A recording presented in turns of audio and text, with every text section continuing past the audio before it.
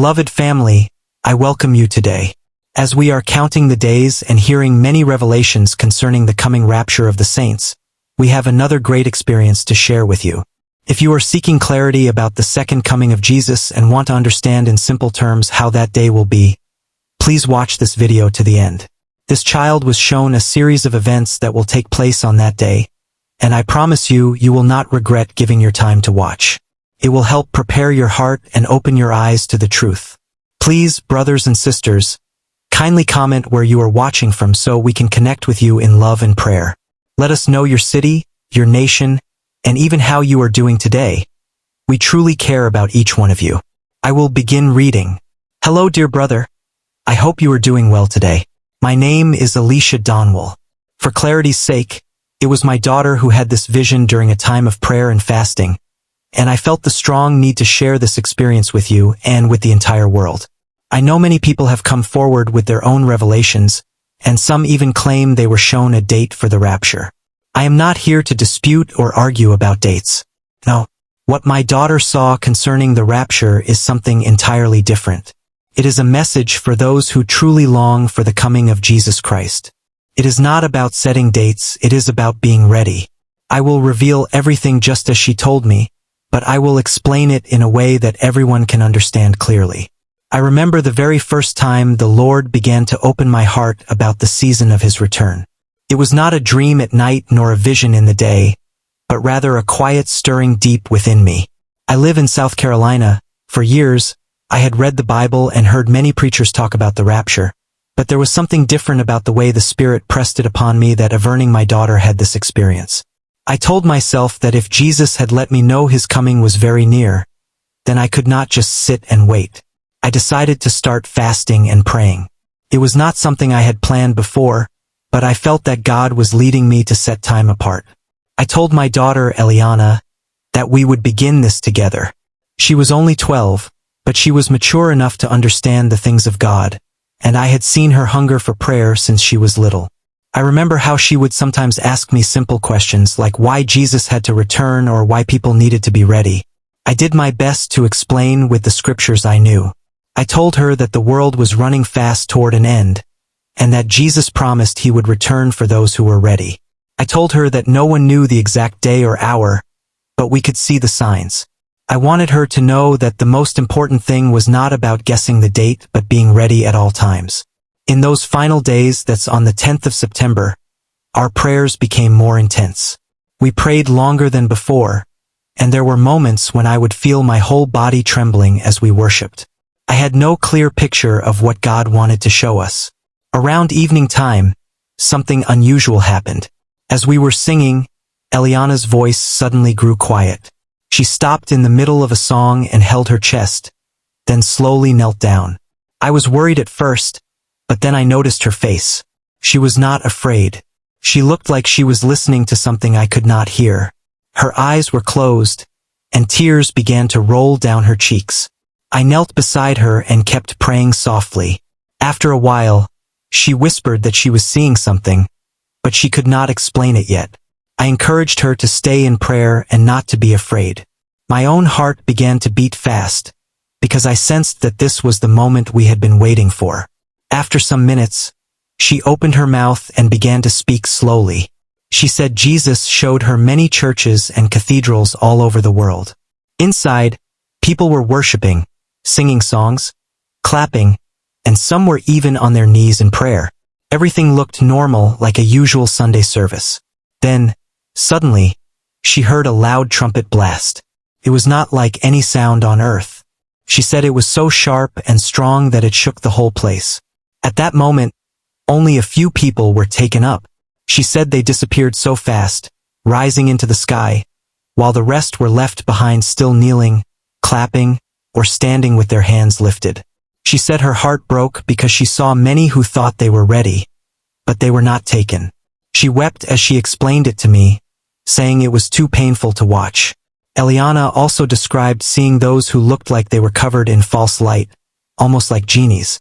They appeared spiritual, but they were not real followers of Christ. They too were left behind.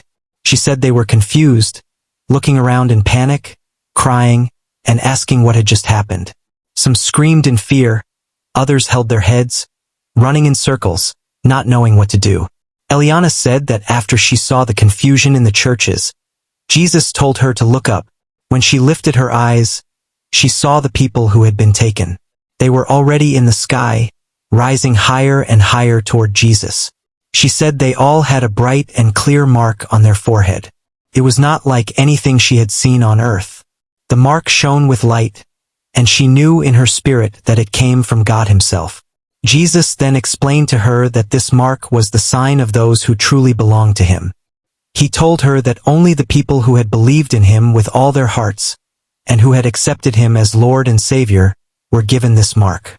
It was not something a person could buy or fake. It was a seal that showed they were his. Eliana told me that Jesus spoke with seriousness, saying that without this mark no one would be taken in the rapture. Even if someone went to church every day, sang in the choir or preached, it did not matter if they did not truly know him. Only those who believed in him and walked in obedience received the mark. She said she could see a great light in front of her, brighter than the sun but not hurting her eyes.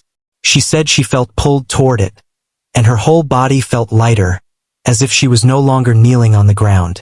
Then she began to tell me that she saw people gathered in a long line, standing in what looked like a wide open ground. She described it as if it was like a waiting area, but everyone there looked worried and restless. She said that above them she could see words written in the sky, though she could not read them. She kept saying that she knew deep inside that those people were the ones left behind after the rapture. She continued speaking, saying she saw a building nearby that looked like a hospital, but not like the ones we see here in South Carolina. It was larger and colder, almost like a place of control rather than healing. People were being called inside one after another. She explained that when they entered, something was done to their hands, like a mark being placed. She did not use the word chip or stamp, but she said it was something permanent that changed the person completely. She said those who received it came out different, as if their eyes no longer looked the same. She said she felt the Lord made her understand that this was the mark of the beast, and it would be connected to survival after a great sickness came upon the earth. She did not say the exact kind of sickness, only that people were desperate for help, and the mark was the only way to get what they needed. Eliana stayed very still for some minutes after describing the hospital and the people receiving the mark.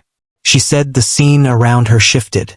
One moment she was watching the people, and the next she found herself standing before a very large clock. She described it as taller than any building she had ever seen, stretching high into the sky. The clock has with two arrows that moved slowly. She said the hands of the clock were pointing between the numbers 5 and 6, and though she did not understand the meaning at first, she felt the Spirit of God let her know that time was almost up. She explained that she felt as though the clock was not just measuring hours of a day but marking a season. It was like God was saying that the world was standing only moments away from the rapture. She told me she could feel in her spirit that once the hands moved forward, everything would change suddenly. The faithful would be taken, and what remained on earth would fall into great darkness and pain. She continued, saying that the presence of Jesus was near the clock, though she could not see his face clearly.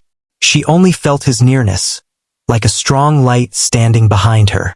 She said he made her understand that his coming was so close, but he did not reveal the exact day or hour. Instead, he impressed on her that his people must be ready every moment, because once the clock struck, there would be no time left to prepare. Then she added something else. She said after looking at the clock, she saw a short glimpse of people being lifted, almost like lights rising into the air.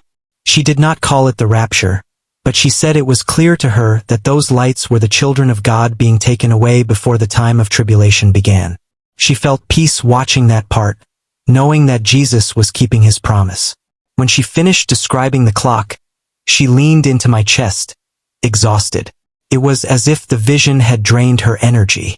I wrapped my arms around her and let her rest, but my mind was racing. When Eliana woke up the next morning, she was quiet. She stayed close to me and did not want to leave my side. After breakfast, she told me that what she had seen the night before was still heavy on her heart. She said it was not like a dream that fades away after sleep. It stayed clear in her mind, and she felt God wanted her to explain it better. She told me that when people were going into the big building that looked like a hospital, they were being offered something that looked good at first. She said it was described to them as a hope package, something that would make their lives easier and help them survive. But as soon as they accepted it, they were marked. She did not see blood or pain, but she said it was like a permanent change that went deep inside their bodies. After that, they no longer looked the same. Their eyes looked empty, and their faces lost the peace they once had. Eliana told me that the Spirit made her understand this was the mark of the beast. She said it would be connected to a new sickness that would spread, and the mark would be the only way to get food, medicine, and daily needs. At first, people would think it was a blessing, but later they would realize it was a trap. She told me that once someone took it, there was no turning back.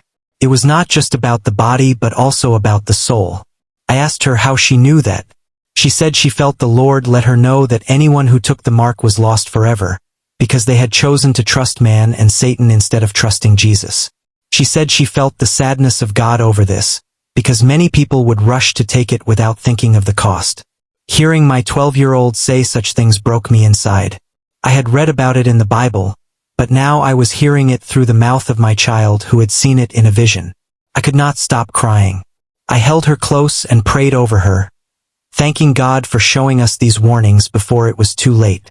She said that after looking at the big clock, she was shown a picture of the rapture. She did not call it that at first. She only said she saw many lights rising quickly into the sky, almost like little flames being pulled upward. When I asked her what she thought it meant, she said she felt in her spirit that those lights were the people who belonged to Jesus. She said they were lifted suddenly and with great speed. She said it happened so fast that the people around them were shocked and confused. Some screamed, some fell to the ground, and others just stood frozen. She described how the people left behind were filled with fear. Many were crying, looking around, asking what had happened. Some of them even tried to run, but there was nowhere to go. She said she could feel their pain and hopelessness, like they knew instantly that they had missed something important. She said it was not just about being left on earth, but it was the deep fear that they had lost their chance to be with Jesus. Eliana also said she could sense joy in the lights that were taken up. She said even though she could not see their faces, she knew they were happy and safe. She said she felt the Lord wanted her to understand that this was His promise being fulfilled, that He would take His people before the time of great trouble began. She told me that in the vision, when she saw the people left behind, she felt a clear knowing that sin was the reason many missed the rapture.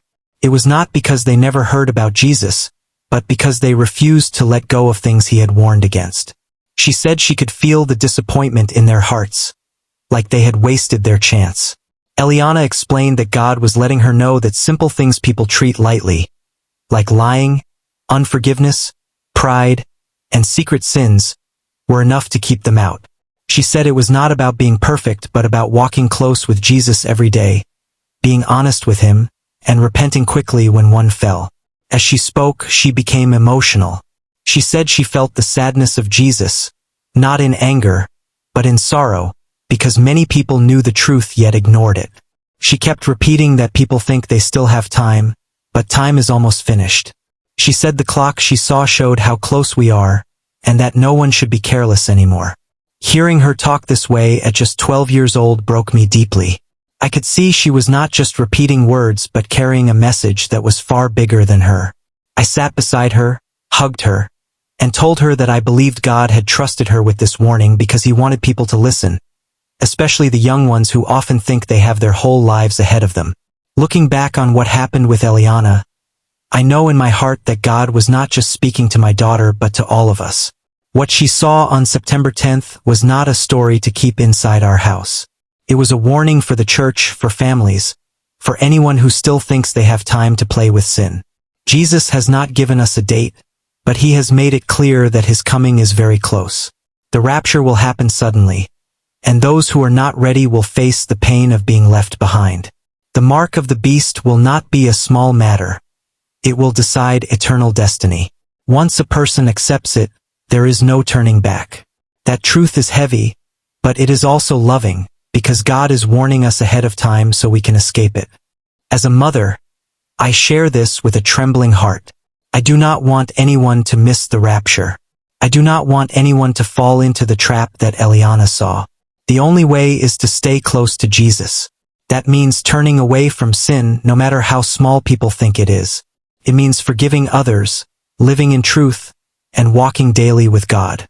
This journey also taught me how important it is to pray together as a family. It was in the place of prayer and worship that my daughter received these revelations. If families would spend more time with God together, they too would be strengthened for what is coming.